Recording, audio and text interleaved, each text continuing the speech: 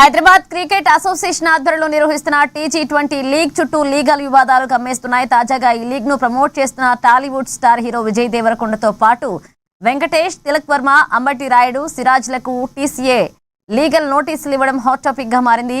BCCI నుంచి ఎలాంటి ముందస్తు అనుమతి లేకుండానే హెచ్సీఏ టీ20 లీగ్ ను నిర్వహిస్తున్నట్టు తెలంగాణ క్రికెట్ అసోసియేషన్ ఆరోపిస్తోంది. ఇక బీసీసీఐ పర్మిషన్ లేని లీగ్ ను ఆక్రమంగా ప్రమోట్ చేయడం చట్టపరంగా నేరమని టీసీఏ స్పష్టం చేసింది. అదేవిధంగా ఈ లీగ్ పేరుతో హెచ్సీఏ నిబంధనలకు విరుద్ధంగా కార్పొరేట్ కంపెనీలతో వందల కోట్ల వ్యాపారాలు చేస్తుందని మండిపడింది.